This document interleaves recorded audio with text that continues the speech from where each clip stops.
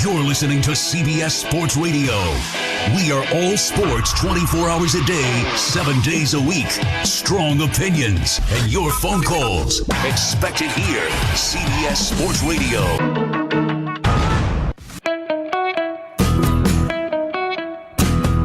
Saturday mornings this NFL playoff season, the handicappers are going live on the Armchair Quarterbacks YouTube channel. A true NFL kickoff show without all the fluff. We'll talk all the big stories, points against the spread, over-unders, player props, plus your DFS advice. That's the handicappers, 11 a.m. Eastern, 10 a.m. Central, Saturday mornings, 90 minutes to get you ready for your NFL weekend. Dread running to the post office? Stamps.com brings post office and UPS services right to your computer. Send letters, ship packages, and get up to 40% off USPS and up to 62% off UPS rates. Nearly 1 million small businesses use Stamps.com to save time and money. It's a no-brainer. So skip the post office and visit Stamps.com. Use promo code LISTEN for a 4-week trial plus free postage and a digital scale. That's Stamps.com, promo code LISTEN. Take the scenic route in the new Hyundai Santa Fe. The family SUV with available H-Track all-wheel drive to help you travel way off the beaten path. Find new adventures together in the Hyundai Santa Fe. The Armchair Quarterbacks on YouTube Live.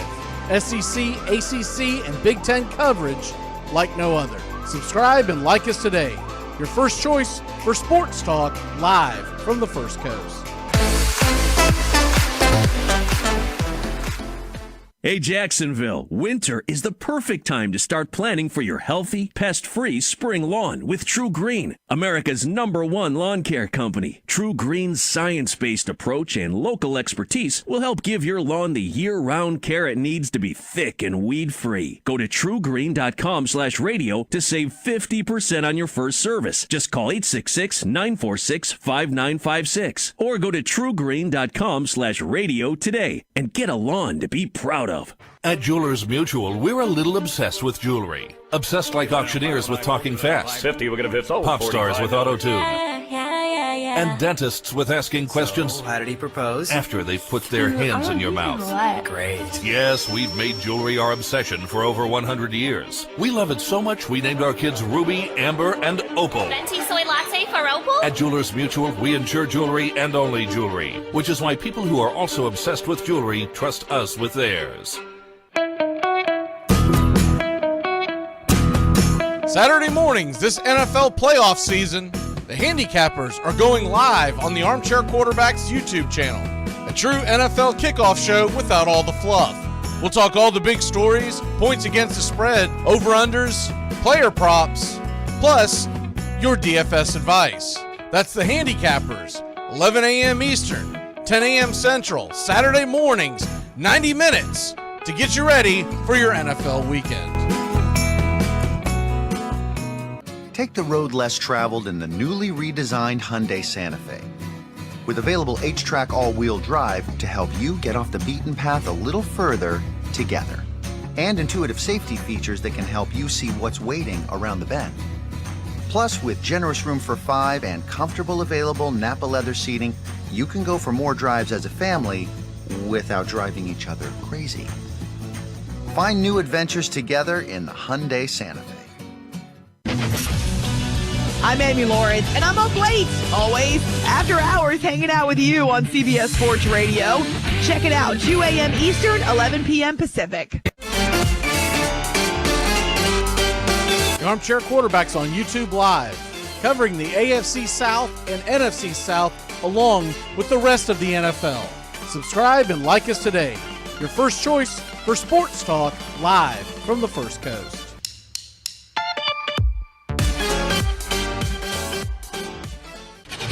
CBS Sports Radio, your home for all things sports 24 hours a day, 7 days a week, coast to coast. Great sports talk expected here. CBS Sports Radio.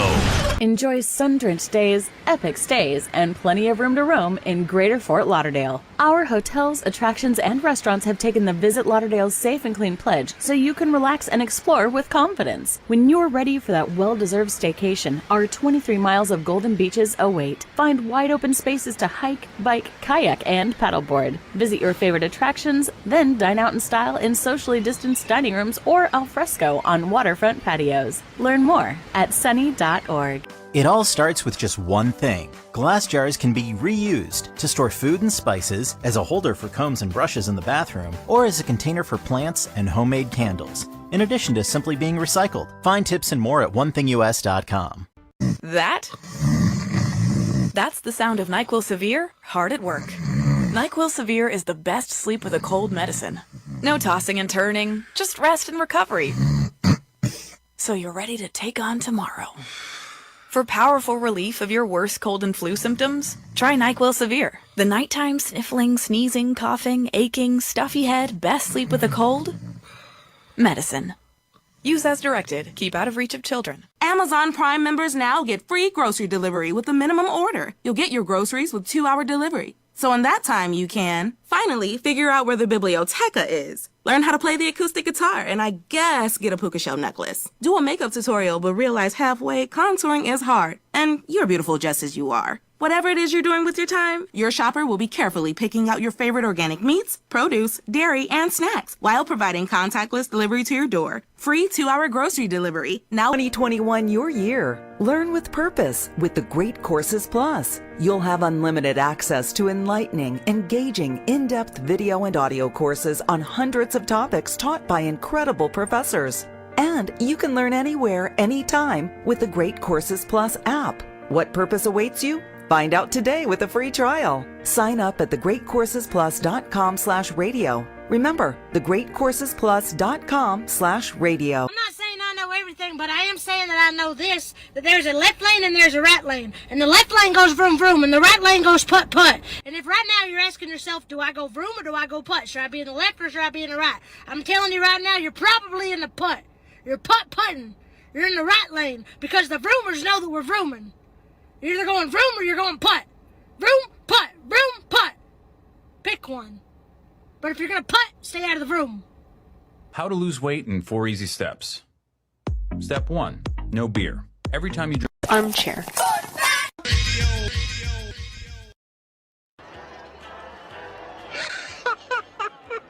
We have been hoodwinked, bamboozled, and flat out deceived. There's something kind of about a kid that's never played baseball. But what the hell, boy?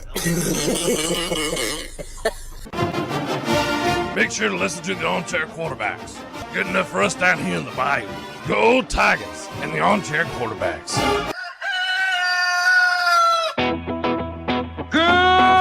Armchair. YouTube Live. CBS Sports Radio Station.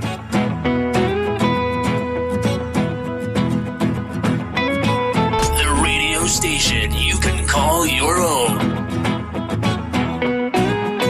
Do you know what listeners like about our station? It's everything. I like everything. It's always on my radio.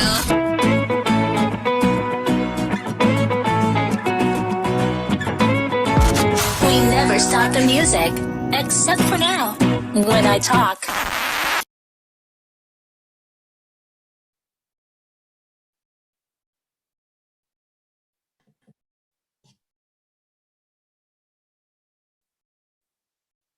You're listening to the Armchair Quarterback Show. We're here weekdays on CBS Radio, YouTube Live, the Armchair Quarterback Show, your first choice for Southern Sports Talk. Good afternoon, Mr. Joey Ariola. Good afternoon, Matt. Good to be back. The best weekend of the NFL season. We got 4 what we think will be great games. I'm ready for a Friday night cheers. Hi, I'm Mac McGinn. I don't know much, but I know one thing. We've got 4 games left this weekend. 2 left next weekend, 1 left after that. We got 7 damn football games left in 2021 football season. But the USFL is coming, my friend. The USFL is coming. Woo! Armchair. The Access Channel. He's the armchair quarterback. He's full of beer and he's full of snacks. The all-American man. Hey, howdy, hi, on top of the evening to you. Welcome to the Armchair Quarterbacks Radio Show. I'm Mac McGee alongside Mr. Joey Ariola. Joey, how the hell are you, my friend? Oh, I could not be better at this point in time. We got, like you alluded to, 4 great matchups on paper. We're going to have, this is where it is. It's a dogfight. Yeah, we had some bad games last week. Guess what's going to happen? People still watch, but we're going to get great games, I think, this week. And I'm just excited to sit down and watch it all unfold as we get closer to the Super Bowl. Yes. Okay. So right out the gate, you don't have a dog in the hunt anymore. Your Colts are gone. Right. What is I'm not saying who you're pulling for. Okay. We might get into that later. But what's the game? If they said, man, sorry, Joey, you got to work, your girlfriend putting you on lockdown, you got to go hold hands and walk around in the forest and, make plans. What's the one game you're like, well, I'm not missing that damn game. If I got to miss the other 3, I don't want to miss this one. Which one would it be? Well, hopefully Tampa Tones isn't watching right now because I will not be picking the Rams and the Buccaneers, even though that's a great game. It really is. They all are. But the one I have to go with is probably the one most would say, and that's Bills Chiefs. And here's my couple reasons why. Patrick Mahomes and Josh Allen, these are the quarterbacks of the future. You've had Mahomes already been to 2 Super Bowls and 1. You got Allen, who's on his way up here after a couple good playoff runs to this point. To me, this game could define a lot in Buffalo and Josh Allen. They need to get over this hump. They did not do it last year. I don't expect this to be a low-scoring game, as I could see a couple of the other matchups where they're feeling each other out. I don't think there's feeling out in this one. I think they know what they are, and that's 2 juggernauts on offense. And I think we're going to get a great, great slugfest out in Kansas City Sunday. Okay, so obviously the one I'm most excited about would be the Titans game. That's obvious, right? Well, let's say we put that one aside and say which 3 of the next 3 that I'd be most excited about. And they're all pretty damn close. But if I had to pick one other game, you say you can only watch one other game this weekend. Man, I'm telling you, man, that Bucs Rams game is very enticing, but I think just because there's a chance of snow, I'm going to go with Green Bay versus San Francisco, because I think there's a real possibility we could get at least a scare, if not an upset, in the in the night game, which is tomorrow night. It's if for people who haven't seen the layout, it starts off tomorrow with Cincinnati versus Tennessee, because mainly those are the 2 smaller fan bases. So you're going to get the Bengals versus the Titans. So that's your appetizer for the weekend. And then the Saturday night game, the one that everyone's looking forward to, California, they'll be dug into it. San Francisco 49ers, they have a huge fan base, and so do the Green Bay Packers. So that's your night game, and there could be snow. And then Sunday afternoon, it's a late kickoff, by the way, 3:00 Eastern. It's not your typical 1:00, 3:00 Eastern. It's Tampa Bay at home against the Rams, which I think is going to be a phenomenal game. And advantage Rams that they're not kicking that thing off at 1:00, right? Yes. It's been a little bit, right? It's a little closer to what, it's basically noon local time for LA, which is a big difference than 10 a.m. And then the one that'll cap it all off will be Buffalo, Kansas City. You're talking about the quarterbacks of the future. I mean, I think they're the quarterbacks of the present. Well, yeah, I mean, yes, I'm kind of going back in time here. A lot of people alluded to this week, Manning and Brady, how for about 10 straight years we had that greatness. I think we're going to get that here. Let's call a spade a spade. Rodgers and Brady are the quarterbacks of the past. They're just trying to hold on. And, they're still winning quarterbacks. Yes. But obviously their best days are behind them. I think that's now look, if they can have it in the perfect world, I think if the NFL could have it in a perfect world, they would want Brady versus Rodgers next weekend. Agreed. But I don't think any of the combinations are terrible. Because if it's, I think the worst one would be Brady versus the 49ers. If you got the Rams versus the Niners, you would have California all in, right? Yep. So you're going to get a big viewership from that. If you get the Packers versus either of the two, you're going to get a big view. I think the lowest viewing audience would be Tampa Bay, just because most of their fans are newer fans. Well, let's be honest, other than the few that we know, correct, Tampa Bay fans, just out of the woodworks. Yeah, they just recently bought a Tampa Bay jersey or shirt or whatever within the past, 12 to 24 months. And then as far as Cincinnati and Tennessee, I don't think they really care, because although Nashville is a little bigger of a television market. And I was going to say, I would much rather prefer, even though I like the Bengals and Tennessee is in my division, seeing Tennessee at home in the AFC Championship, I think would be the best fit to see one of Kansas City or Buffalo go on the road. Because if I think one of them two get a home game against Cincinnati, I think one of those two would probably win. At Tennessee, you never know what could happen. Yeah, I think the winner of Kansas City Buffalo, if Cincinnati pulls off the upset, I think that could be an absolute boat race. Because I don't think Cincinnati's going to pull that off a second time in Kansas City. They're not sneaking up on the Chiefs, and I really don't expect them to be able to go toe to toe with Buffalo in Buffalo. Cincinnati could very well upset the Titans, but it's the Titans' style of offense, the Titans' really good defense that would keep them in any game down the stretch. That's the big thing right now. Looking at before we get into the games real quick, though, I do want to address a couple of things. We had some new some new jobs being filled in the NFL. Yep. You got McAdoo went to the offensive coordinator for Carolina. For people who forget who McAdoo is, he used to be the head coach of the Giants back when the Giants had an offense. And then the Giants also got their brand new general manager. He was the assistant general manager from the Buffalo Bills. All that took place today. I haven't seen anything else new pop up. I was working all day, but I was trying to check Twitter as much as I could. Have you seen anything new other than that? No, just like you alluded to, and I'll probably butcher his last name, but the Giants' new GM, who used to be the Bills' assistant GM, is Joe Schoen, if I'm pronouncing that correctly. Sorry if I'm not. Yeah, and young guy, I don't know. I never could predict too well. By the way, big news, Nick Bosa has cleared protocol.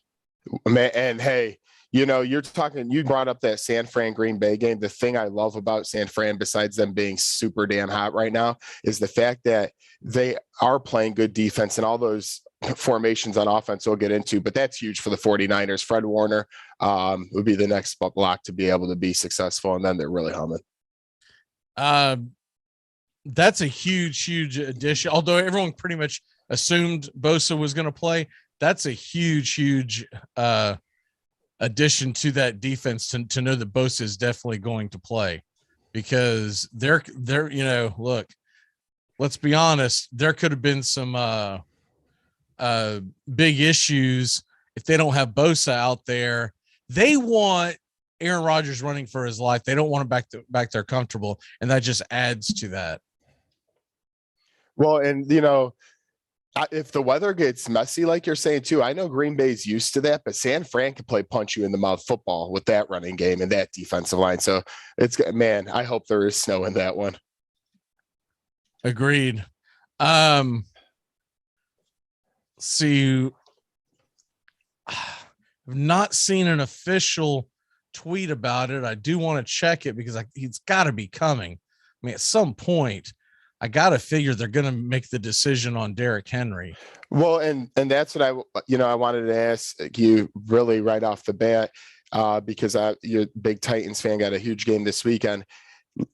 Let's say, I just got it. What do we got? The Titans have officially activated Derrick Henry. He's back, and that's from Ian Rappaport's. So that's pretty credible. So what do you think, if you had to guess, is there a pitch count? If so, how much? 20. Okay. 20 touches. Yep. I think he's going to be ready to roll, to be perfectly honest with you. After that bye week. Yeah, so I don't think that you're going to see. It's not going to be like a typical situation where you're talking about 10, 15 touches. Because look, this is the playoffs, and they're not worried about if he's going to be tired or whatnot. Because if you lose, it doesn't matter. You go home. Yeah, and man, talk about such a breaking point right there to get Tennessee. They're still thinking about that game where they lost last year in a tough playoff. They're going to be coming this year. And Derrick Henry, I think Ian Rappaport said earlier too, he's more fresh right now legs wise than if he would have been healthy because of all the hits he would have taken from then to now. So this is huge news. Yeah, so you got him, you got Bosa. I'm going to continue to look around and see what else I can find on it. Let's go ahead and start into the first game. The first game, Rams Bucks, because we're going to do NFC first. Justin's joining us tonight, and we're going to do AFC for obvious reasons after he jumps on. Yep. So let's go Rams Bucks. Rams are getting 3. The over-under is 48. Now, right now, the team totals Rams 23, Bucks 25.5 is where it's sitting. What say you on Rams Bucks? Where are you leaning? I'm leaning under on many categories, if I'm being honest with you. And I think because the defenses are going to come to play in this game, the Rams under points. I have Bucks slightly that. My final score is Bucks 23, Rams 17.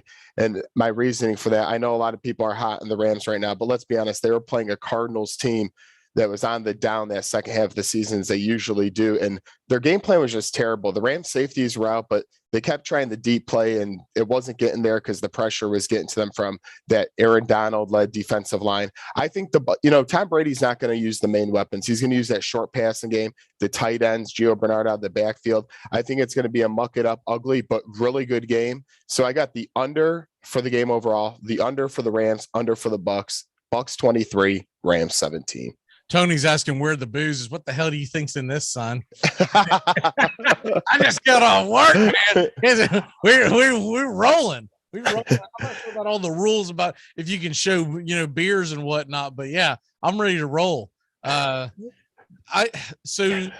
you're picking the Bucks? Yeah, 23-17 under game. 23-17. I think a defensive match. We're going to see a lot more defense and a feeling out matchup in the first half. Here's the thing: if worse than Jensen plays, I'm going with the Bucks, and I'm not even thinking about it. I think the Bucks probably win by a touchdown. I think they'll find a way to. I'm telling you right now, if Wirfs and Jensen don't play, and it's looking like they won't, man, give me the Rams. Well, in the latest, there are a couple of news and notes. From that game, Andrew Whitworth will be out for the Rams. Brashard Perryman will be out for the Bucks. And they also said Jensen is looking good, but Wirfs is the one that's more questionable right now. Yeah, evidently, they're both going to be game time decisions. Yeah, and Bucks tackle Tristan Wirfs walked out to practice. No obvious limp as he was testing it out. So he's a little more hobbled to me than Jensen even would be, I would say. See, and I don't care about Perryman. I don't care about the receivers. I don't care about the run. If you can't keep Brady upright, that's going to be a problem, especially against this Rams defensive front. And I know everybody always wants to go to, and look, it's easy to fault. They've got Brady. And so that's why I want to pick them. But if you don't have two of your best linemen, Joey, I think it's going to be an issue.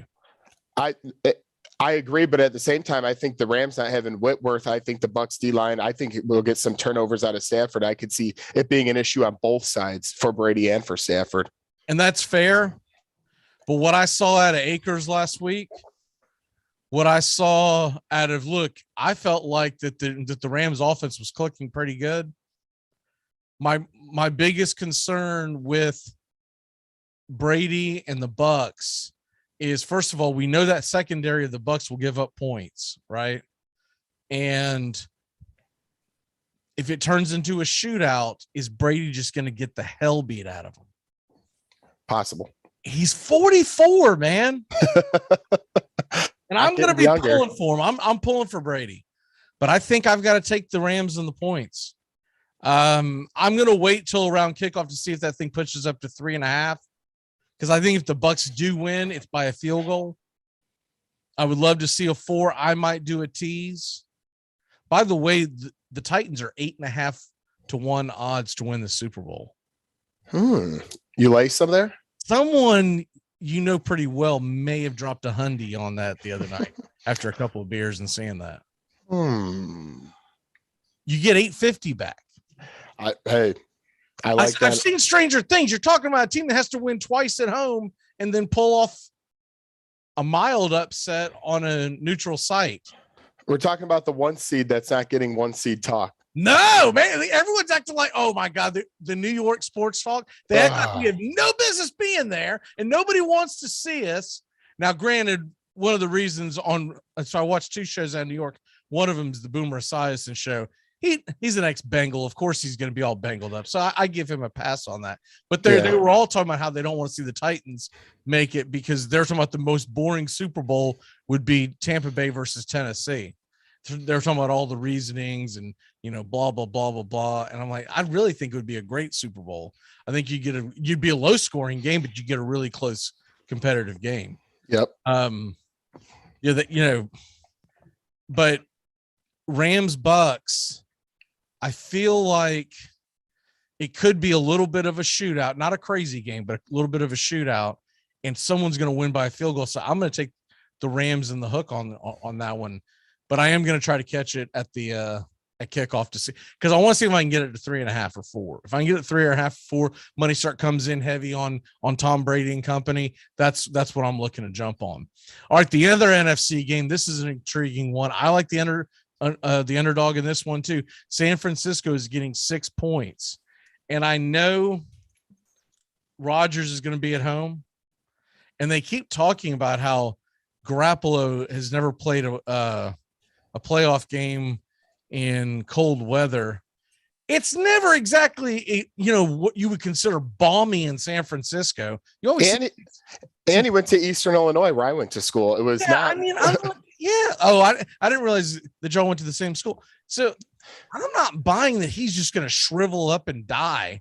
Same graduating class too. Tunga Viola and the Dolphins with Alabama kid coming from Hawaii playing in Miami. All things drop them off in the frozen tundra, and not to mention the fact the San Francisco 49ers football team, they are built to travel.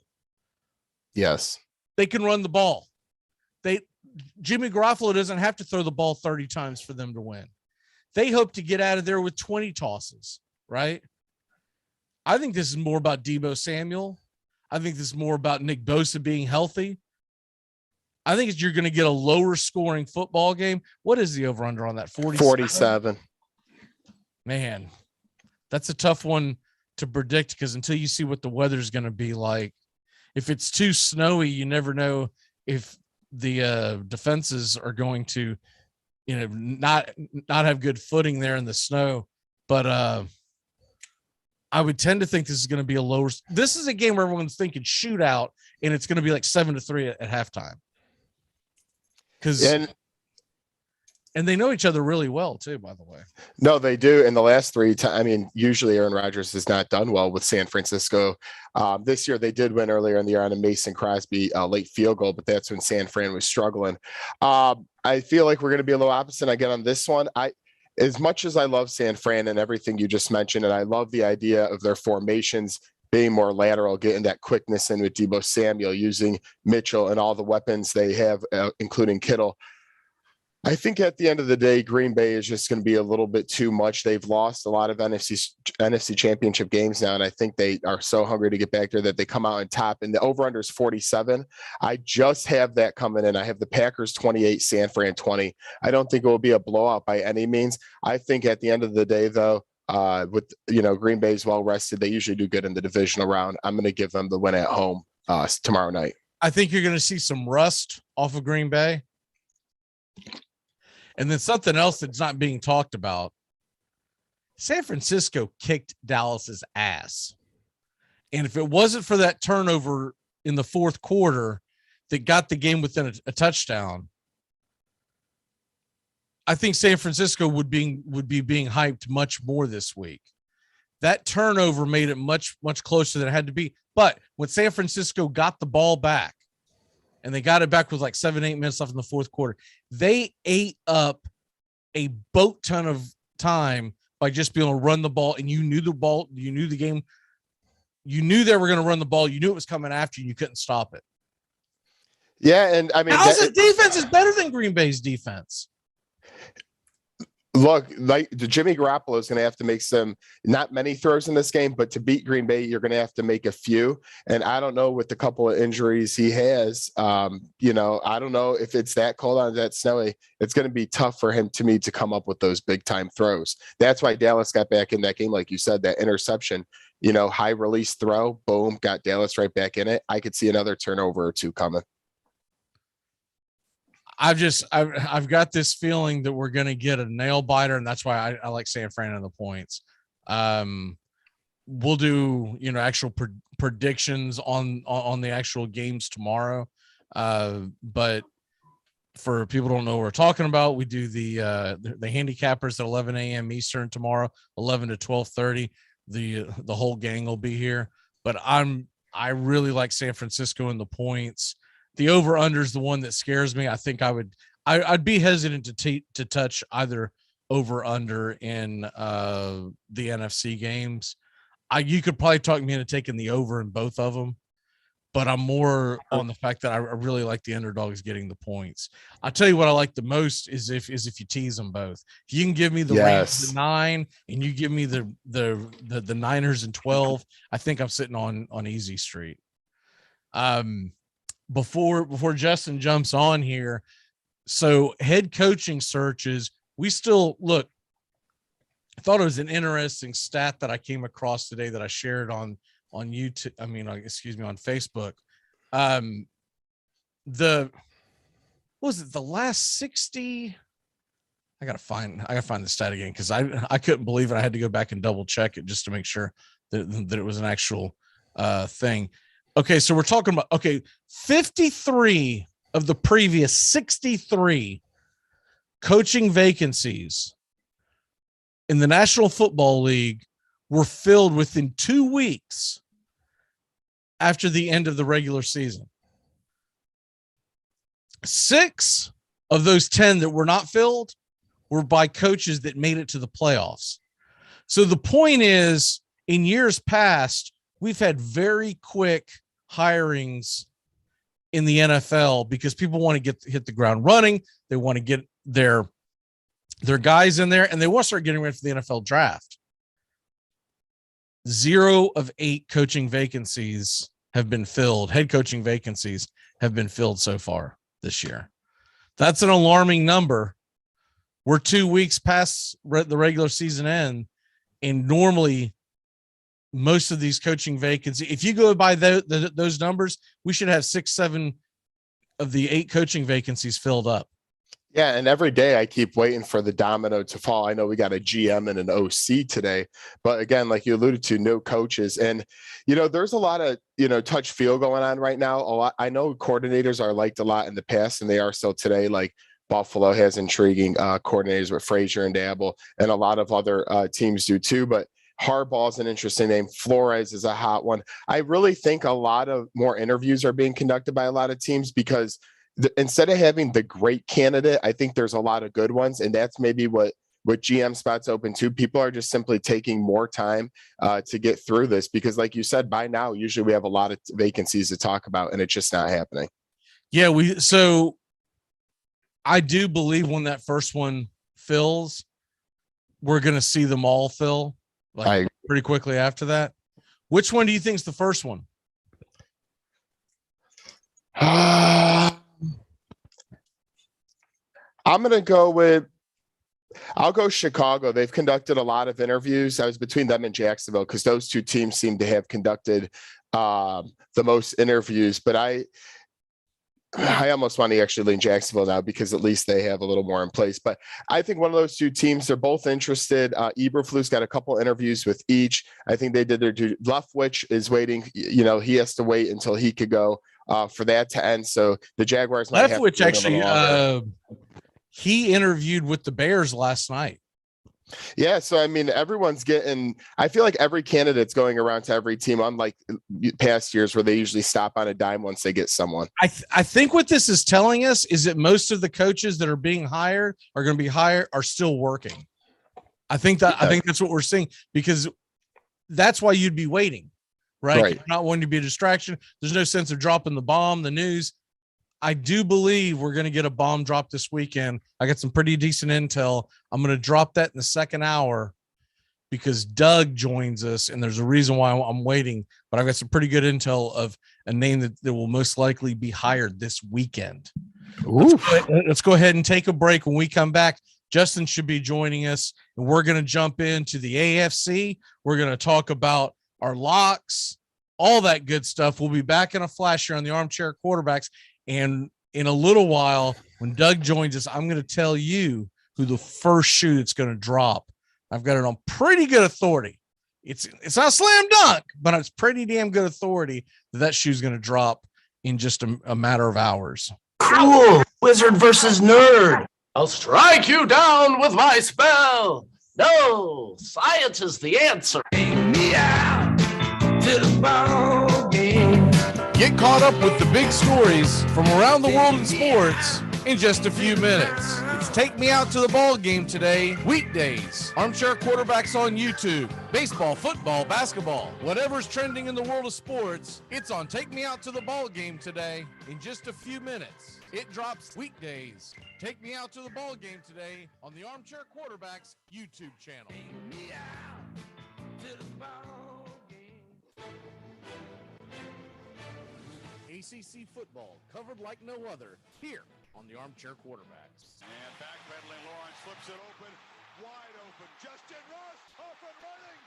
The Alabama native wins the foot race. And Clemson strengthens its grip on this championship game. Wow, good punch by Clemson right there. Anger, quick three. In clear, foot race. They finally struck the five. The electric play the Knowles needed. And it's another deep shot. Drops it.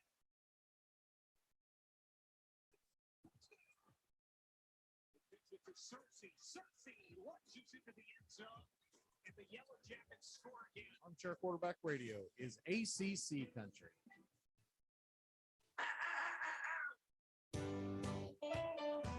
Saturday mornings, 8:30 Eastern. Dixie Football Nation is back and better than ever. We've got Tony Agolini, Matt Carr, Tones Ariola, Bobby and Angelo, along with Mac McGee this fall. Dixie Football Nation heads to the gridiron, talking ACC, SEC, the Big Ten, and all the big games throughout the college football land.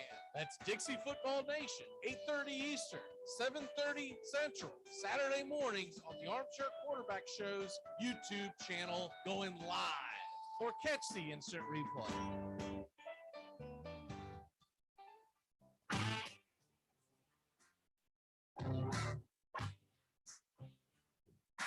Get your Sunday football morning started off right with the Handicappers on Armchair Quarterbacks YouTube, 10 a.m. Eastern to noon Eastern. Your Sunday morning kickoff show where we tackle your NFL lines out in the desert, a 61.2% win rate over the last 6 years.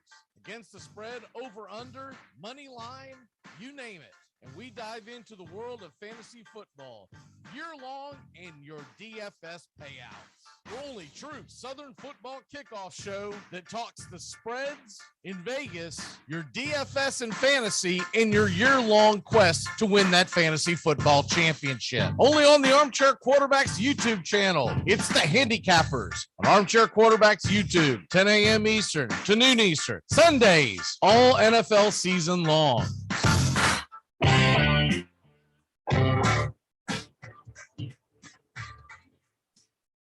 Sit short. I'm not playing your stupid game.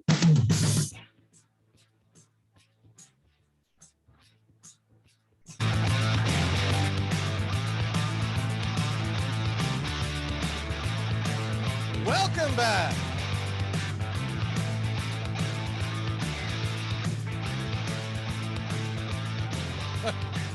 So the NFL Network's re-showing 49ers Dallas game where Dallas about to spit the bit. I didn't know for a couple of days. I don't know why I didn't know that. But did you know that Dak Prescott called the audible? I thought that play came from the damn sidelines because that's the way it was portrayed the first day or so. And I guess he finally admitted, or someone leaked it, that Dak Prescott he changed the call. Draw play. Yeah, no, I did not realize because everyone was blaming McCarthy at first for a while there. And I was hold on, I'm not hearing much. Is that better? Yeah, that's better now. Okay. I don't know if something happened. But yeah, they were all blaming McCarthy. Yeah, and everyone, I know McCarthy is the head coach. At the end of the day, a lot of responsibility comes because they were very sloppy. A lot of flags they committed, bad clock management. But if Dak audibled in the play, it's 100% on him and nobody else because he had other options to start the play.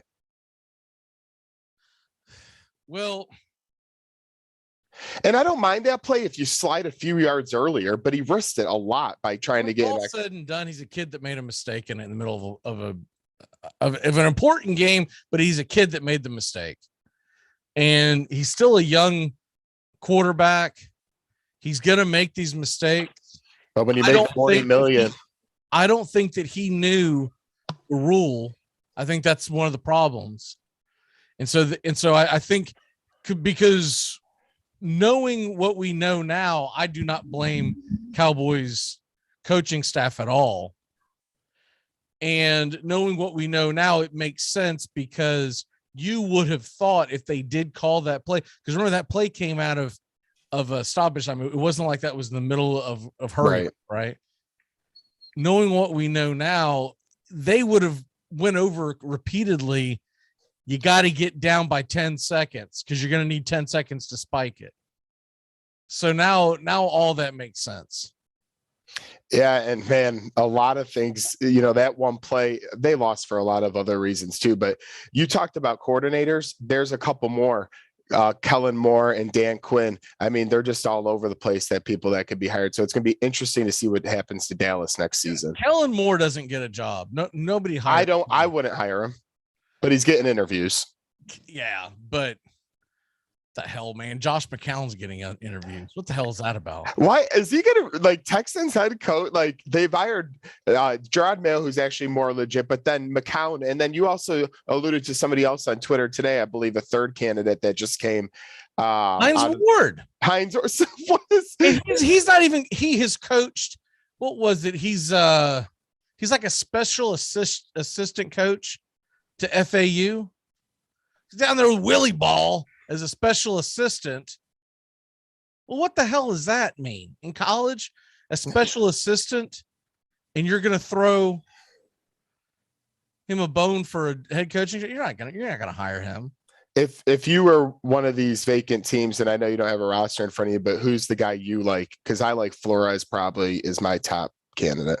Oh, Flores most definitely is the top candidate. You're going to find out what the top job is by what Flores goes to. Right. Because Flores is going to take a job.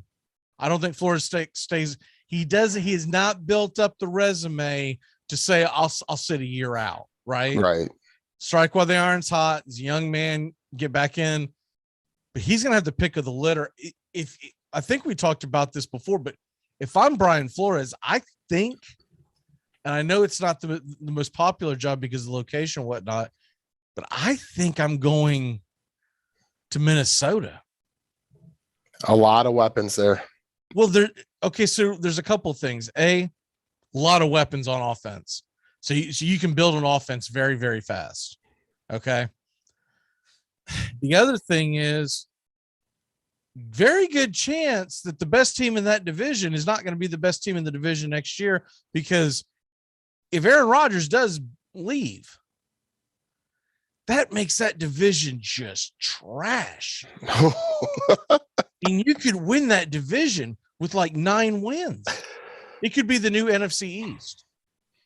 No, you really could, because Green Bay would, I mean, obviously big quarterback drop off. Minnesota has the most talent. You don't know about Chicago, and the Lions are the Lions. Oof.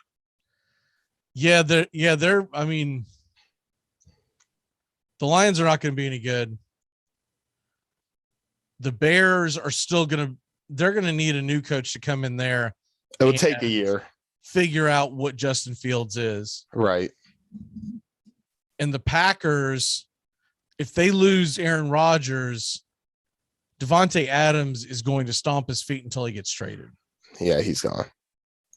Because this is the last year of his deal, but remember, he can still be franchise tagged. Correct. I keep seeing all these people talking about him signing with this team. He can't just sign with anybody. But they're going to tag him, and they're going to be forced to trade him.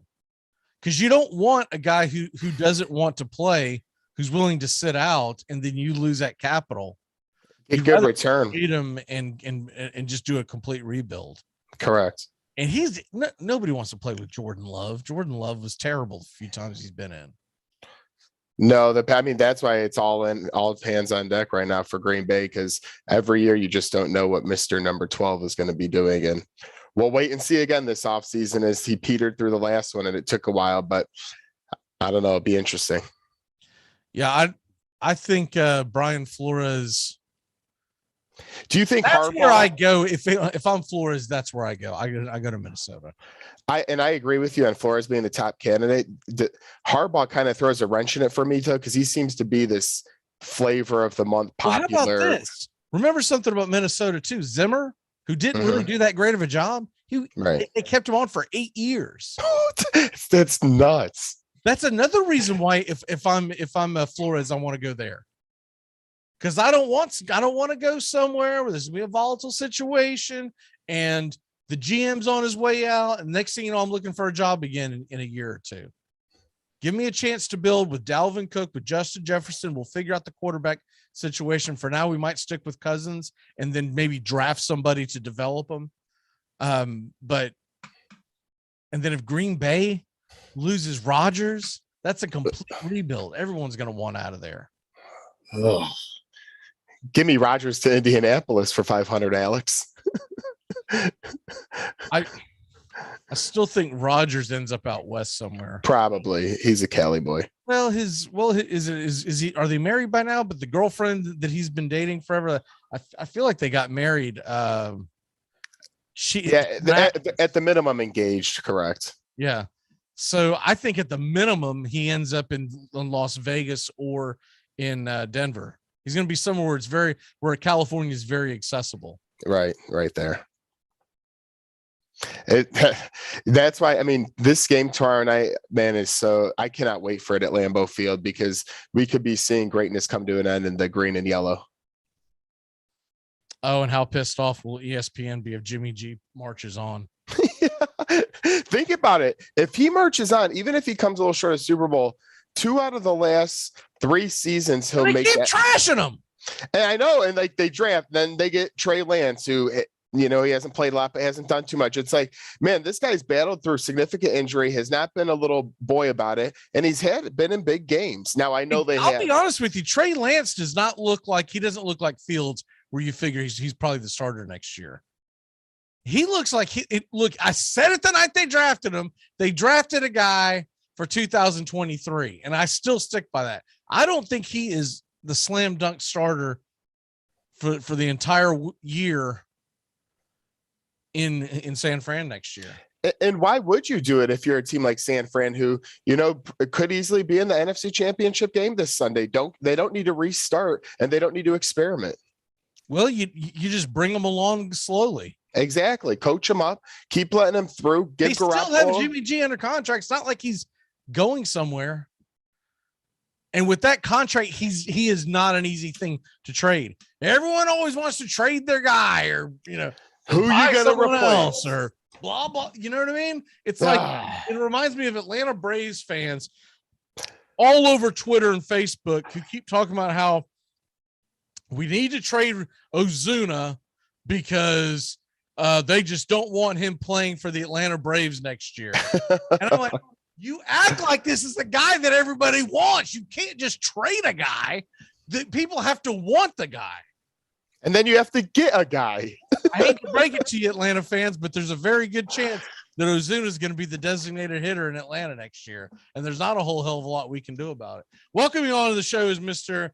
Justin Waller. Justin, how are you this evening, sir? I'm doing great, guys. Fine. Glad to finally escape the hole that I've been down in. How are y'all? You're looking skinnier. We having audio issues. We're going to have to start weighing you to make sure you're... Yeah, witness protection will do that to you. You got the hoodie. You look like you've dropped some pounds. I'm starting to think you're held up in a hostel somewhere. Are they just feeding you breadcrumbs? Prison food. I can't. Well, we bought the new house. We can't afford food anymore. You know how it is. That upgrade.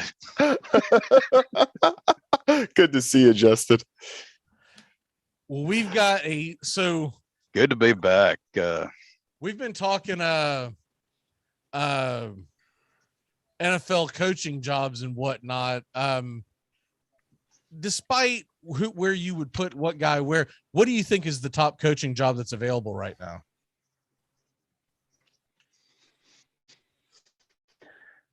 Man, that is tough to see. I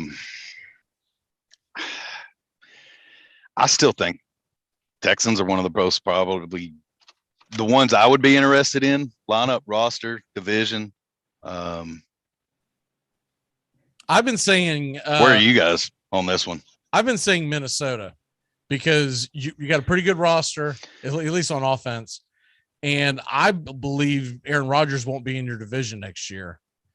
So then you're going to have you're going to have to beat out Jordan Love, the Detroit Lions, and whatever they end up doing in Chicago.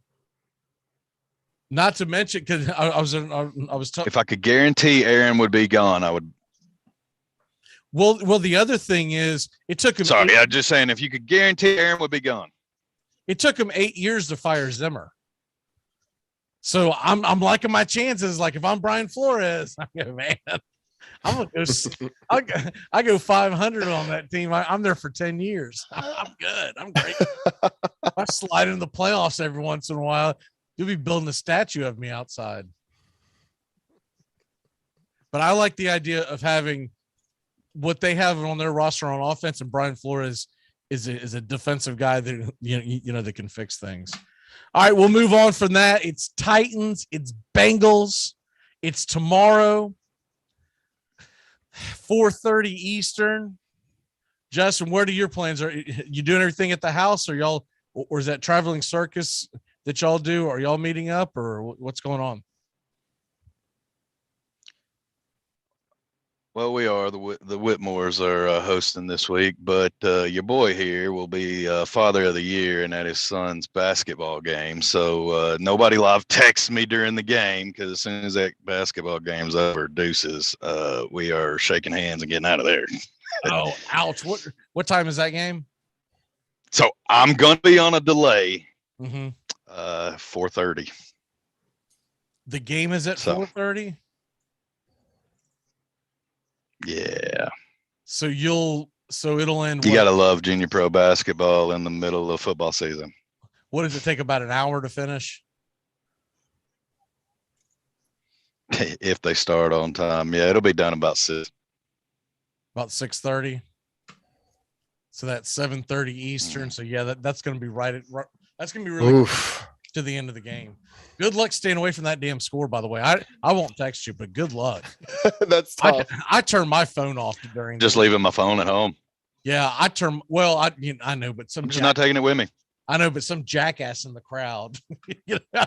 Titans scored. Yeah, some jackass in the crowd whose baby mama is, whoever. So someone playing on the team. So Titans are a 3.5 point favorite? Yep. 24.5 is the team total. The over under is 47.5. Justin, I think they are going to put the damn hammer down on the Bengals tomorrow. They're coming off of a bye. I don't think it's going to be a blowout, but I do think they're going to cover the spread and win by about 10 points. I've got the Titans winning something like 30-20. What say you? I think it's going to be a little bit higher scoring. I think you'll actually hit the over and the spread. Like you, I think it'll stretch out, probably be a 7-point game. Might stretch to 10 if some fortunate things happen in the second half, but 30-28. 31-28, somewhere in that category. I guess it's not as close as I said. I need to stretch it out a little more. I don't think they're going to stretch it out. I think the Bengals will answer. I think that they're going to keep themselves in the game, but I just think the Titans are relentless and wear them down, and you get that drive, that late touchdown to put it away. I think it's going to be close until the end. Joey, back and forth. Joey, what say you? Yeah, I'm more in the close boat with Justin there. If the Titans winning, but it'll be a barn burner. I got it at Titans 26, Bengals 24.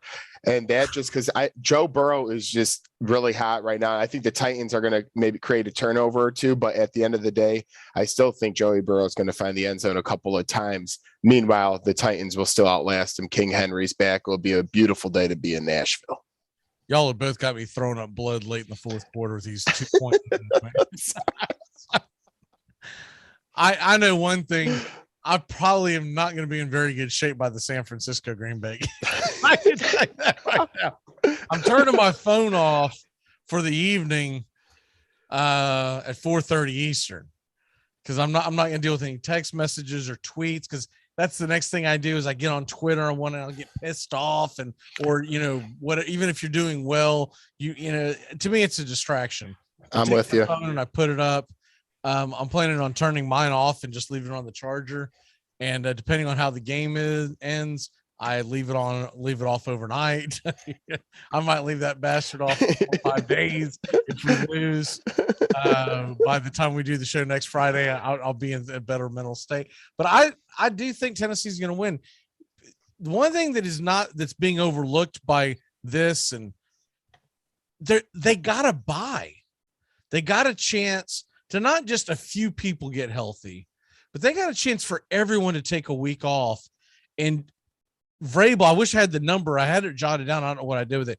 Vrabel has an incredible record coming out of a bye over his coaching career. It's an outstanding number. So anytime he has a bye week,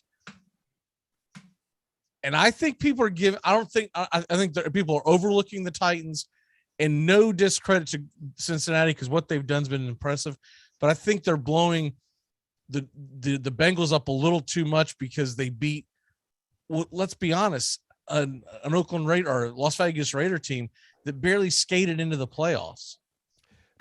But why would Green Bay, because we alluded to earlier, come out of the bye and you say could come out rusty, but then Tennessee, I just feel that it's a coin flip. It's a coin flip. Because Green Bay is more about timing with their passing. The Titans are going to run the damn ball at you. True. Fair. They are going to pound the ball, and it's not just going to be Derrick Henry, but there's going to be a 3D coming at you. It's going to be Deontay. It's going to be Derrick. And don't forget, what's his name? Is it Dante Hilliard? Is that his first name? I can't help you with the first one off the top of the head right now. But anyways, all three of them start with the letter D. There's going to be a 3D effect in that backfield coming at you. And hell, they expect Tannehill to throw the ball about 18 times and still win by 10 because they're just going to pound the damn rock. And the defense, the Titans have a really good defense, I think, is getting overlooked, and that got healthy. And that was Simmons is going to be a madman tomorrow. I'm going to go ahead and throw it out there. Derrick Henry throws a touchdown pass. That's my lock of the week right there. Just watch. Mike Vrabel and his situational football, it's going to happen. We've seen it before. It'll get sprinkled back in. He throws it to Julio. I don't care who he throws it to, as long as they catch it. As long as he doesn't throw it to a Bengal.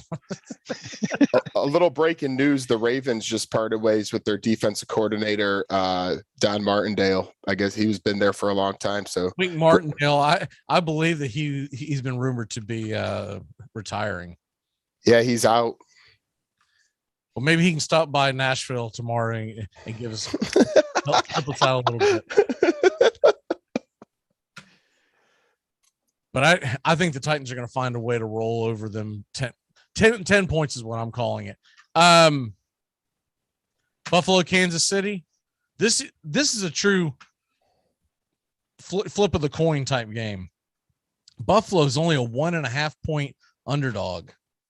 That shocks me a little, considering the fact that Kansas City absolutely beat them into submission last year in the AFC Championship game. I remember being drunker than a skunk by like the third quarter of that game because I didn't care about keeping up with it. Because that's when we were doing shows every morning, and I had to show the next morning, and I was like, I don't need to watch this. I'm playing like George Strait at the top of the. It's an ass kicking. I had my back to the TV, air guitar king.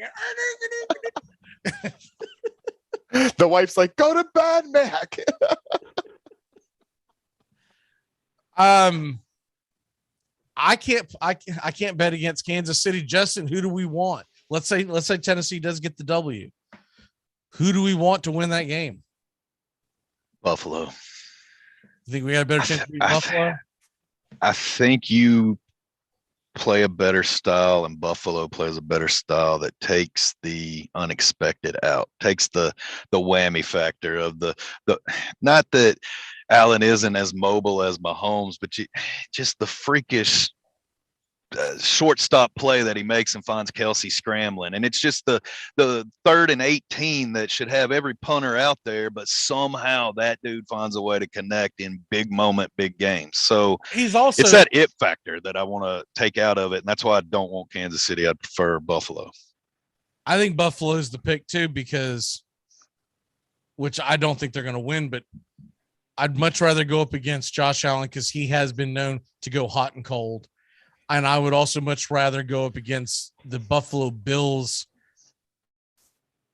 receivers and running backs than the Kansas City receivers and running backs. And oh, by the way, I don't really want to go up against Andy Reid in a conference championship game. But yeah, didn't work out well the first time. To play a little devil's advocate, though, and I know it's a completely different ball in the regular season. The Titans wiped the Chiefs. I know they were struggling then, and then Buffalo lost on a Josh Allen misstep where he couldn't get his footing in the ground. So I think honestly, I think they play better against Kansas City. I think Mike Vrabel gets the boys up, and they beat him down the first time in the regular season. It was a blowout from the beginning. In that Monday night game against Buffalo, they were playing bad back then. Man. I understand. That was the beginning of the year. That's when it was when like Kansas City was getting beat like by Northeastern High and everything. Then all of a sudden they flipped a switch. No, I'm just playing devil's advocate. I understand, you never really want to play the Chiefs at the end of the day, but man, Josh Allen's a beast within himself. It would be interesting to see. I'm going to take a line out of Justin's playbook. Is I want to beat the best. Just damn like right. When we want to beat the Dodgers. I want to beat the Chiefs. I want to beat Tom Brady. I don't want to back into this and beat San Francisco. I don't want to beat Buffalo. Like, we talking about a Super Bowl now. I mean, come on now. This. I get it. I will play any crapola team they'll put in front of us if they'll give us a Super Bowl. I don't know that NFL fans talk as much trash as baseball fans when it comes to your one championship. Like, but I don't care. Baseball fandom will just completely annihilate your championship because of who you beat and the way you got there. Football, a lot of them. Half of them might not even remember who played what to get to the rounds to get there. But in baseball, you remember it all. Beat the Cleveland Indians. They still won the World Series. Hey, don't go there. Dude, the Cleveland Indians is everybody's homecoming team. That's how the Marlins won their first World Series. That's how the Braves won their first World Series. That's how the Cubs won their. The Cleveland Indians, if you can sign them up for homecoming, do it. I'm talking to you, Mike Norvell. Get them out there, man. You just made my point. Baseball never forgets. Okay, real quick. Give me your locks, and then I'm each going to throw you all a belly up topic. So, Justin, give me your locks real quick. I'm double dipping. I'm going to take the Titans plus 3.5, and I'm going to take the over. Did you say it was 48.5 or was it still at 48? I'm showing it 47.5. I'll take that too. I think I lucked in at 48, and I think I took a little early, jumped the gun. I told them earlier today. I took the Titans to win the Super Bowl a few days ago. It was 8.5 to 1. I threw a hunch on it. Sweet. Kiss of death. There went that championship. Yeah, there it went. Right Yep, I don't want Buffalo now. We're gonna have the non-Music City Miracle. Joey, what are your 2 locks? I'm going to take the 2 Sunday games. I'm going to take Tampa Bay giving 2.5 in game 1, and I'm going to take Buffalo getting 2 in game 2. Okay. Is it down to 2.5? Man, there's some money. Yeah, there's some money coming in on that, huh? Yep. All right, I'm going to go Chiefs -2. I just don't think there's any way in hell that they beat them. And I'll just pick a game that hasn't been picked. I think San Francisco is going to find a way to make it really interesting, and 5.5 points in 12-degree weather with a team that likes to run the football. I think it's going to get a little chippy, and Green Bay probably finds a way to get the W, but I think the physicality of the 49ers is going to keep them in that game. Keeps bouncing back between 5.5 to 6. All right. Just how long do you say Happy New Year? I got a Happy New Year from someone here. It's January 21st. What's your cutoff? Midnight. New Year's Day. I mean, that's the last time I say typically in the South, we're a little more cordial. And you wish someone a Happy New Year when you see them. But I mean, I feel like it's got to be within the first 3 or 4 days. See, I feel like you wish it before it gets there, and once it gets there, it's like, oh, you should put belated with it because, like, you're late. It's already like you're way early. Then I mean, you're 363 days ahead of the new year, so you know, All just I know is behind the times. I was working today, and I get a call, and I get a Happy New Year, and I was like, wait, what?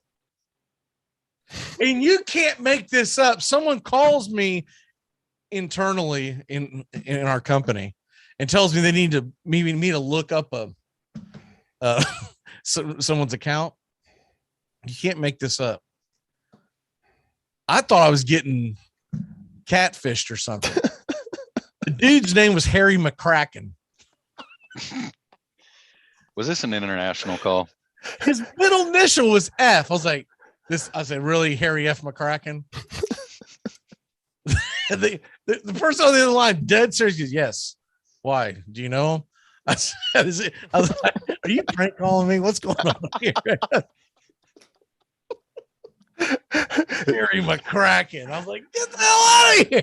That's a real name. And then I looked at the guy. Anyways, the guy's date of birth, he was born in like the 40s. So, you know, I never actually talked to the person, but, you know, the joke would have been lost on him. He was like, Harold, yeah, fine young man. Whatever. There's a reason why you don't name your kids Dick anymore. You don't run into a lot of Peters. You just call them Richard and let dudes like us fix that for you. Yeah, exactly. You know, no, but we all got some friends that have been named Richard. I guarantee you, they've never said, just call me Dick. Keep it simple. That never happened. Joey, USFL hits in April. You watching that or the NBA? Playoff. First round playoffs or USFL if they're going up against each other. I know you're not going to like it. I'm an NBA guy, so I'm going first round playoffs. Justin, are you watching USFL or first round NHL?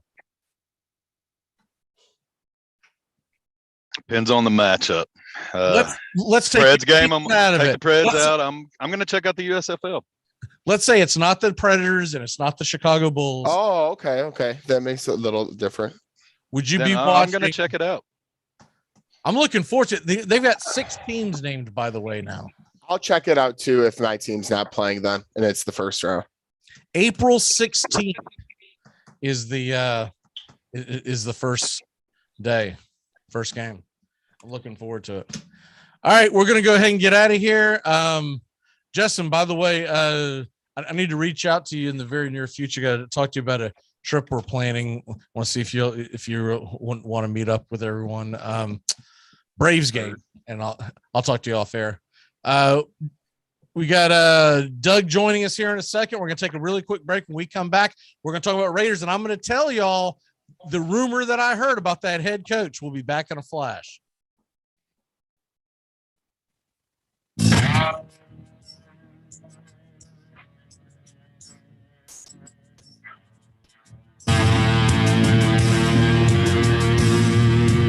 Ready to go? All set. I can't believe we're going dancing. You don't go that often? No, because it's so stupid.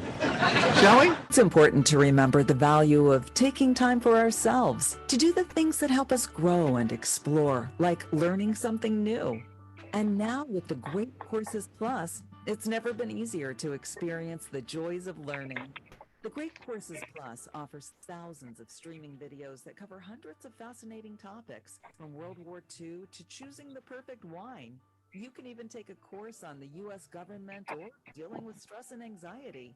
And because the Great Courses Plus partners with world-class professors and experts, you're always receiving thoroughly vetted, high-quality content from every lecture. Plus, you can watch or listen anytime, anywhere with the Great Courses Plus app. So take a little time for you. Sign up for the Great Courses Plus today for a free month of unlimited access. Visit thegreatcoursesplus.com/radio to get started.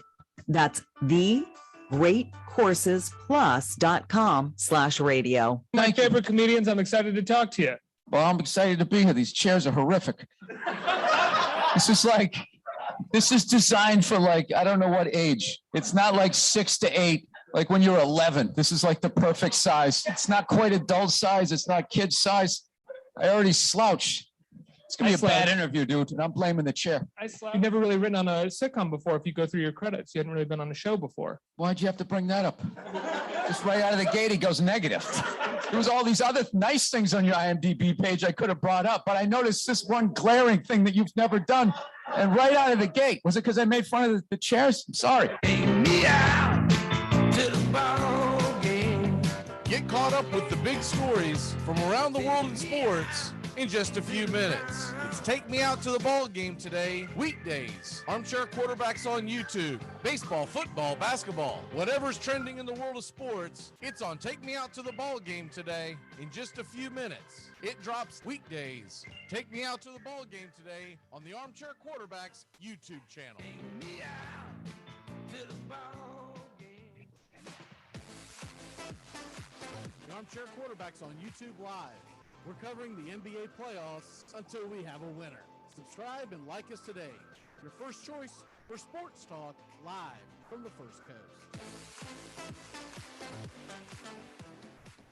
This portion of the show is being brought to you by our mystery sponsor, a product that is so good that they're paying us to keep anyone from associating it with this program. Hey, what we always call on the game, PlayStation game, what we always call?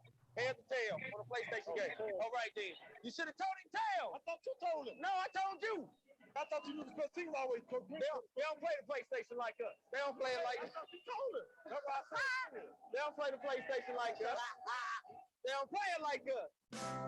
Why did John Lennon have to be the one to get shot? Something's wrong. While these douchebags are all still alive, singing these.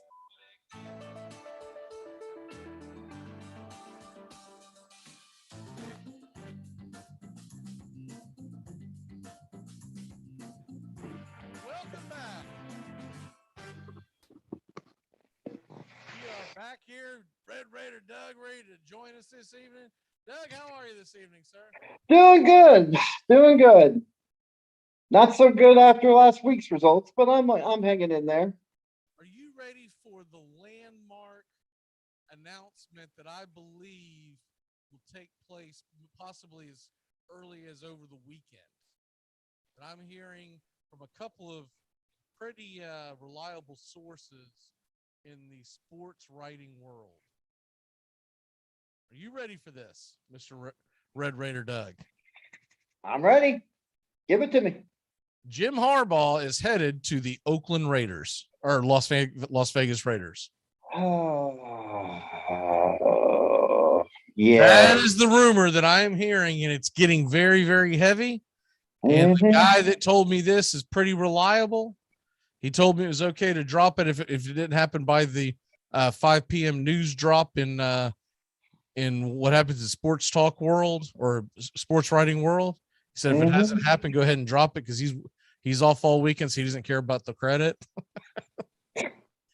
He's saying that he thinks it could happen as early as this weekend, that they may do it to get everyone's attention during one of these games. Yep. That sounds about right. Do you like that? I don't know. I didn't want him, to be honest with you. I know it's a big deal, big thing. That's what they want, but I don't like it at all, to be honest with you. You don't like him? You don't like Harbaugh? I never really did. I mean, he can't draft a wide receiver to save his life. So what's our draft going to look like? It kind of goes with the, let's be honest, Harbaugh to the Raiders goes with the MO. I mean, look, they went out and got Gruden last time, going out and get the big glitz and glamour. From my understanding, he's going to have a Gruden type contract, one to bring him back to the NFL where he'll take off and leave the Michigan program. And from my understanding, one of the things that is luring him in is the length of the contract. I don't know if it's going to be 10 years, but it's not going to be a 3 or 4 year deal. He wants the ability to build a team and not get run out after like year 2 or 3. I don't like it. I'm at this rate, I'm waiting because Gruden had a similar deal, and I don't know, maybe the NFL will find an email on him too. I don't like it. I mean, I'm sure he's a great coach, maybe on the college level, and maybe what little he did with San Francisco, because he didn't build that San Francisco team. That team was already almost in place when he took it over. And what he did, I saved the big news for when you came on because I thought you'd get excited, and you're pissing all over my party. I'm sorry. I'm so sorry. I thought you were going to be excited about this. I mean, I guess it's great flash, but I'm just pessimistic. I'm sorry. I'm a Debbie Downer today. I know, but I had a feeling it was going to happen. I was hoping against it because I think there's some other great coaches out there that I think they could bring in and fix his program. But from my understanding, he's only interested in 2 jobs. One's the Bears job and one's the Raiders job. I was hoping he was going to go with the Bears job. But we'll see if they back the truck up, because you never know what's going on with the different. I definitely believe he's definitely out of Michigan one way or the other, which it's got to piss off Michigan fans. You finally get your team. You finally get your program up and running. They go and they play in the playoffs. I know they got smashed by Georgia, but they finally got a team to the playoffs, and then he leaves. Yeah. And so that's got to be tough. True. Very true. At first I was thinking that he was just going to stay at Michigan. I thought he was going to sign up again and take Michigan to a national championship game. That's what I thought he was going to do. That's what I thought his mindset was going to be. A lot of people talking around Michigan thought that's what it was going to be. But the other day when they fired Mike Mayock, that's when I first was like, uh-oh. That's when I figured they were clearing space for him. The minute that Mike Mayock went, I'm like, yep, they're clearing space, so it's his team. And some of the rumors have been tilted that he wants some GM power. So that from my understanding, that's what led to the Mayock firing. Yep. I'll be interested to see if Mayock ends up back in broadcasting right away, or if he tries to take some time off. I think he'll probably take some time off. If I'm any judge of his character, I don't think he's going to be that anxious for another GM spot or a TV spot. they'll be there for him. The NFL Network will take him right back the minute he feels like it. But I don't even know who their draft guru is anymore. I always knew it as Mike Mayock, and since he's been gone, I couldn't even tell you. You know, I normally watch McShay and Kuiper, and I'll watch stuff on the NFL Network, but I can't tell you if they have like the guy on their network or if it's just collaborative. All right. Well, I thought that was going to be more groundbreaking. I thought you were going to be dancing around. But no, it looks more and more like. Oh, go ahead.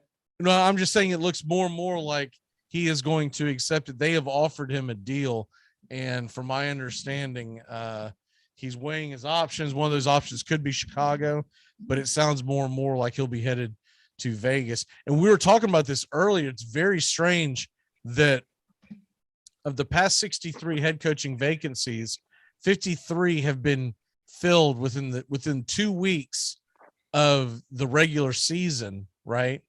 Mm-hmm. Quite a heavy percentage. 0 of the 8 were 2 weeks away from the regular season, and 0 of the 8 head coaching jobs have been filled. It's to me that's jarring number, and it makes you think that most of the guys who are going to get hired are currently in the playoffs. Yes, I agree with that. Okay, if you don't want Harbaugh, who do you want? The one guy that there were, the one guy I love to death is the offensive coordinator with Buffalo, Brian Daboll. Oh yeah, that's somebody that intrigued me. That's somebody I felt like. I mean, what he's done for Buffalo, what he gave Josh Allen, he was part of making him an MVP. I was very intrigued with him. And I was somebody, and there was somebody out of left field too that nobody talks about. He didn't even coach last year, was the former Eagles coach, Doug Peterson. That's somebody I felt like maybe could come into Las Vegas and build. I think Jacksonville needs to back the bus up and bring him in. Yeah. They need a guy that can get Trevor Lawrence on the right path. Mm-hmm. And the fact that if there's a team that needs to get the damn coach hired and get their act together, it is him. It is Jacksonville. Yeah. Good God, what is Jacksonville waiting on? This clown show, by the way, of Houston bringing in Josh McCown and Hines Ward as head coaching candidates. What the hell are they doing? Man, if I'm a Texans fan, I'm not a Texans fan anymore. They seem like they are just continuously chasing their tail, one bad decision after another. They've held on to Deshaun Watson for I don't know why. They still have him on board.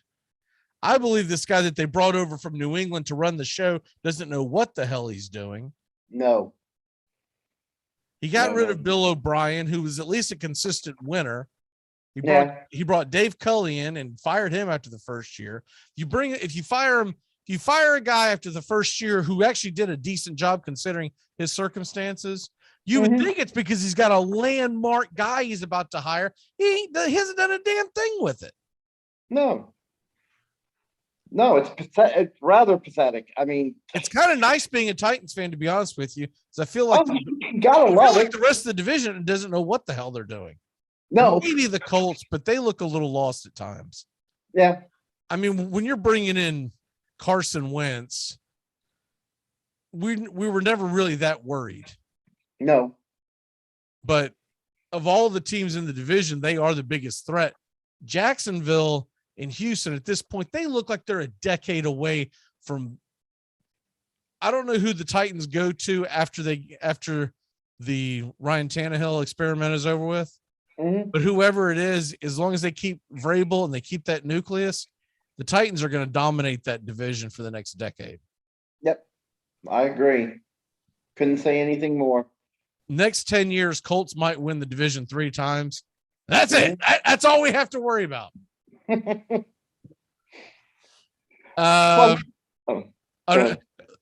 ahead. Oh, I was just saying talking about the Colts. That's another coaching guy. I think it's Ingleshalls. I think he's the defensive coordinator. with them. English, or maybe he's offensive. I'm sorry, but he's another head coaching guy to watch out for. I think he's done, considering what they've had on offense for the last couple of years. He's done a great job with them, and I kind of like to see him in a head coaching spot. Maybe he go to Chicago, or I think everybody is waiting to see where Harbaugh goes and where Flores goes, and then the rest of the dominoes will fall. Yep. Because you're an idiot if you don't want Flores. The question is, where does Flores want to go? True. And the Miami Dolphins, I don't know who they're going to get, but they're not going to get anyone better than Brian Flores. No. I didn't even understand that firing. It sounds like that the general manager has his heels dug in, and Tua his guy, and whoever takes the job has to take the job with Tua.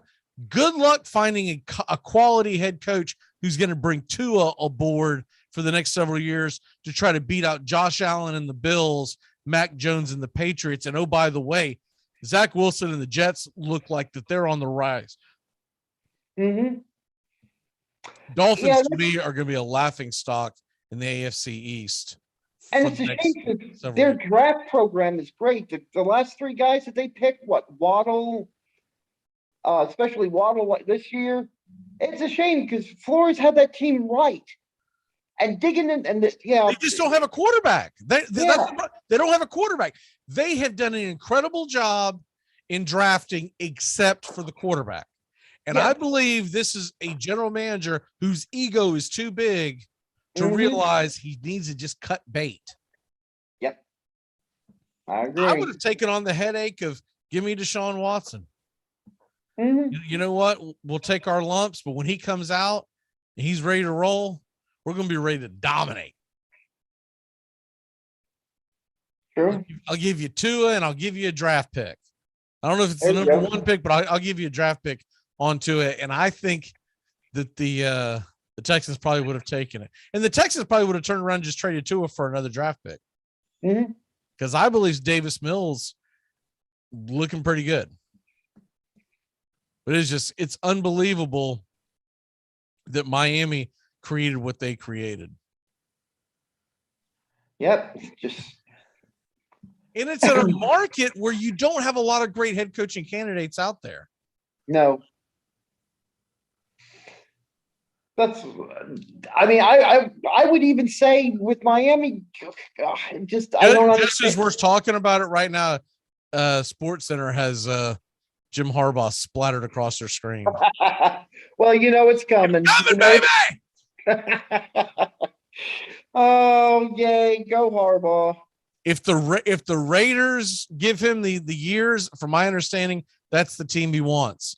But his second choice would be Chicago. So it'll be interesting to see where that ends up. I still contend the best job out there is Minnesota.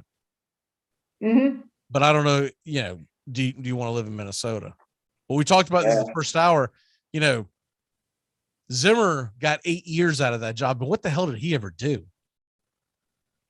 Minnesota, what they made it to the conference championship one time. Other than that, they've been pretty underachieving. Average at best. I mean, he built a good defense for a while.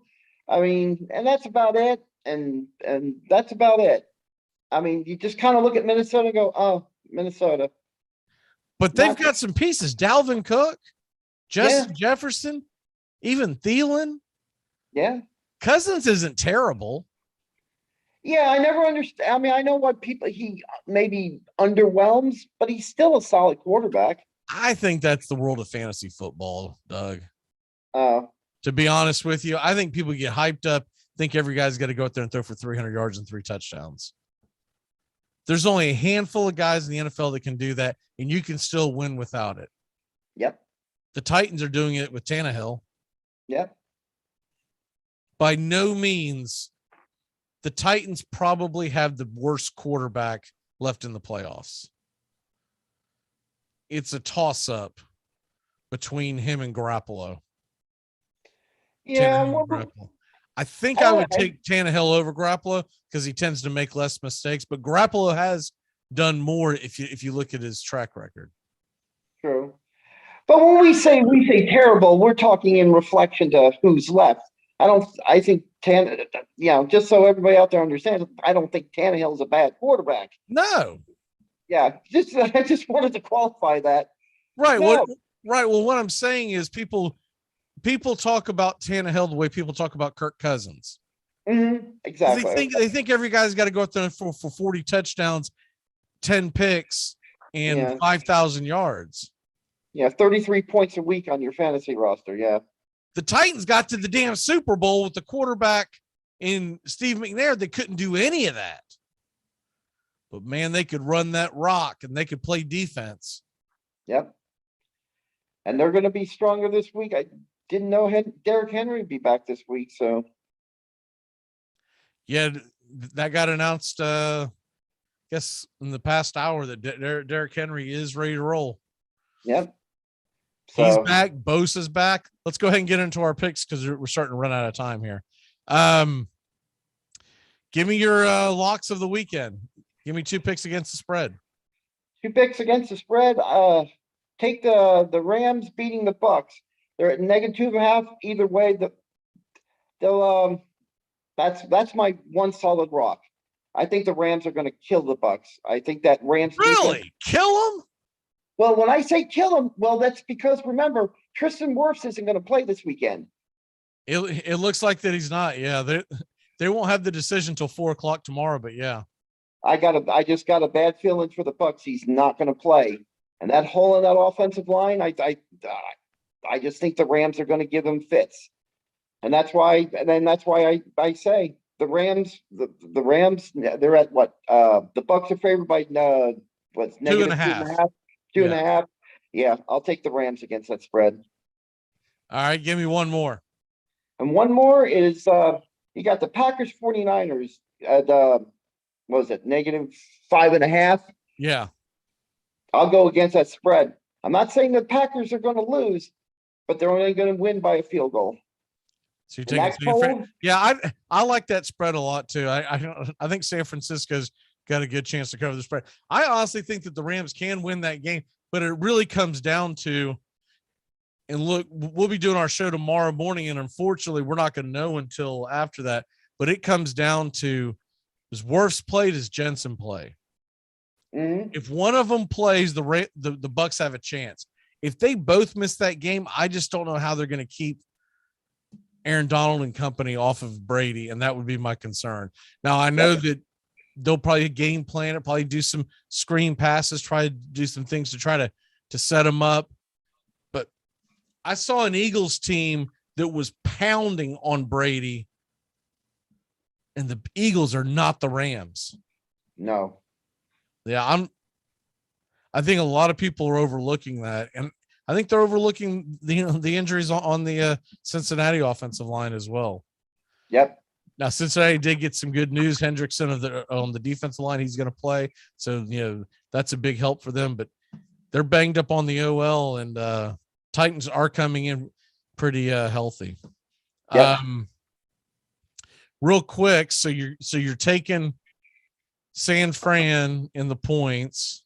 Right. You're taking the Rams to win. Yep. Who do you got, Bills or Chiefs? That's so hard. If anybody, I don't care, anybody in the betting world, the NFL, sports world tells you how this game is going to work out, they're lying. But I got to make a choice, so I say KC. KC's going to win this game, but it's going to be a high scoring game. Easily, the over is going to be at least 45.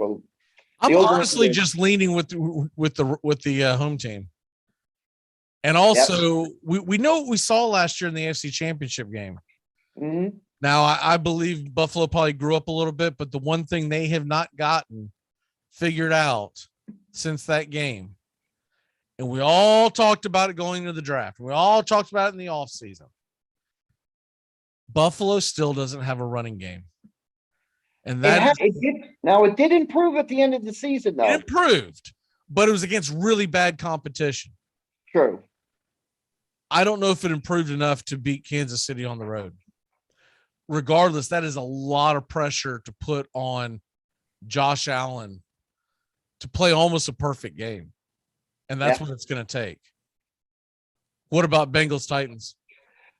Well, last week when we were making predictions, I had said the Bengals are going to win. I may have to back off of that because looking at that, we just got done talk about the injuries on the OL line for the Bengals and that Titan defensive line. I got the Titans winning now. I just can't ignore the weaknesses in the Bengals all line. I think the AFC, the home teams are winning, and I think in the NFC, the road teams are winning. Mm-hmm. I think you're going to get a San Francisco upset, and you're going to get a Rams upset. Wow! Unless we find out that Wirfs is a go. If Wirfs is a go, then it's. I got this feeling, man, that San Fran's going to pull the wool. They're going to pull the wool. I kind of want to see the Brady Rodgers rematch, though. Yeah. Honestly, I'm not really pulling for the Rams and Niners because what the hell do I care about California? But I've got a feeling that and it'll be interesting. Do the 49ers go in and raid the tickets again? Because if the Rams were to beat Tampa Bay and the 49ers were to beat Green Bay, the championship game would be in Los Angeles.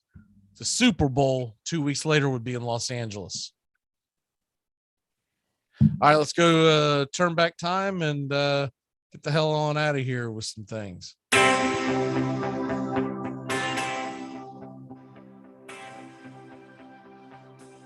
All right.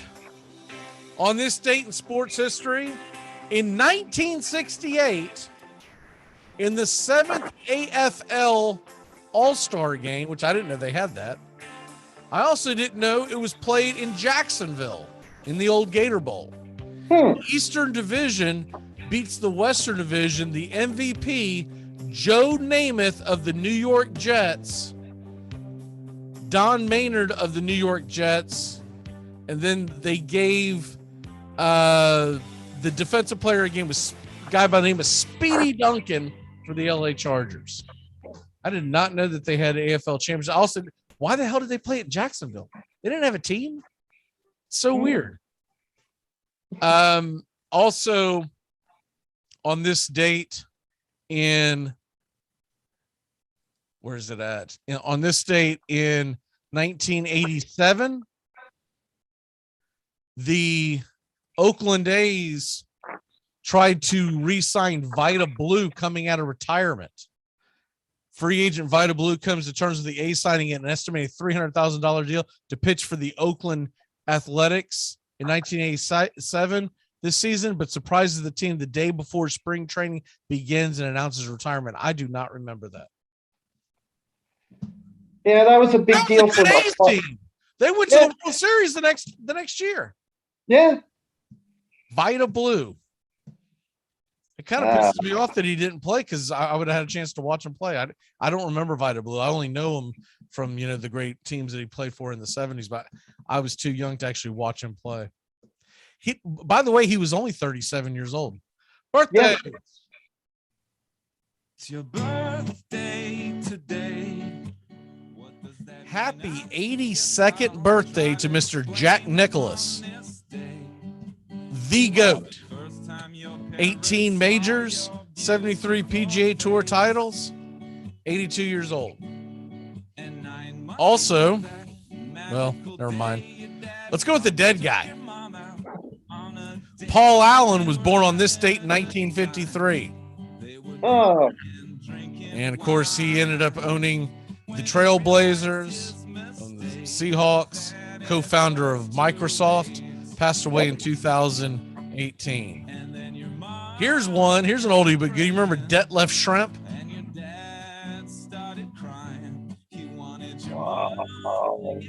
NBA forward, played for the I remember him playing for the Supersonics. Says he also played for the Mavericks and Pacers. Detlef Schrempf. He was a white guy, blonde hair, and he had it was almost like a crew cut mullet. It was a really weird, okay, now I do. I don't have a picture of him in front of me, but that's what I remember Detlef Schrempf from. He played for the Sonics the same time that what was the guy's name? Sean, the dunk champion. His name's escaping me. Also, ex-Seminole from Belgrade, Florida, ex-Raiders, ex-Falcon, Colts, Rams. I cannot believe this. He is he really 59 years old today? Jesse the Jet Hester. Oh, Jesse Hester. Jesse the Jet Hester. He was one of my favorite football players growing up as a kid. I watched him play as a young kid at Florida State in the early 80s. It had to have been because he was born in 63. So he probably would have been, I'm thinking 81, 82 is when I probably saw him play. And I can remember watching the game. And I was a fan because of his nickname, Jesse the Jet Hester. Not to be forgotten about, some guy by the name of Hakeem Olajuwon is also 59 years old today. And if that don't make you feel old, absolutely nothing will make you feel old. Damn, Hakeem Olajuwon's almost 60. 60. I'm going to put my head in the oven. Hakeem Olajuwon's 60. You and me both. Almost 60. That's disgusting. How old would he have been? He never would have made it, Jerry. He never would have made it. All right, we're going to go ahead. What's your walk-off for the day? Walk-off is after watching Derek Carr blow that play that could have tied the game, all he had to do was sit there in that pocket, let that play develop a little longer, and we would have at least gotten a tie out of it. His contract is up. His extension is up. He better just get paid. If he's going to stay, bare minimum, or get out. I'm done with him. My walk-off is screw you, Boomer. Screw you, Geo. Go Titans. Tighten up. We're going to kick the Bengals' ass. We're going to make everybody madder than hell that the Titans are making the AFC Championship game next weekend. If I forget to bring it up again, Doug, Super Bowl festivities at my house once again, like always. So okay, more than welcome. I will see you next week, sir, and we will get ready for the AFC and NFC championship games. We only got 2 more shows before the end of this armchair season, and then we go on a little bit of a hiatus. Damn it, baseball, get it together. They're meeting on Monday. Get something signed, son. I want to see some free agent movement. I know. And Jim Bowden can quit sending us things on Twitter telling us to buy his fantasy baseball magazine depth chart. Not buying a depth chart fantasy baseball. We don't even know if the season's going to go off at the right time. On yet. All right. Have a good one, brother. All righty. It's Friday, working stiffs. Everybody. 4, 3, 2, 1. Happy weekend. Goodbye, sweetheart. Well, it's time to go. We're back tomorrow with another show. Well, unless we're fired, we'll talk to you then. Goodbye, sweetheart. Goodbye. Goodbye. Guys and gals, it's time to go. We'll see you on the next show. Same bat time, same bat channel. Thanks for listening to the Armchair Quarterbacks on these CBS Sports affiliates and catching the show on YouTube Live. We're here weekdays. Find Armchair Quarterbacks on YouTube Live today. Please subscribe and share and take us everywhere you go. The Armchair Quarterbacks, your first choice for Southern sports talk live from the First Coast. Can I get another cigarette, please? Can I get another cigarette, please? Yeah, I know I live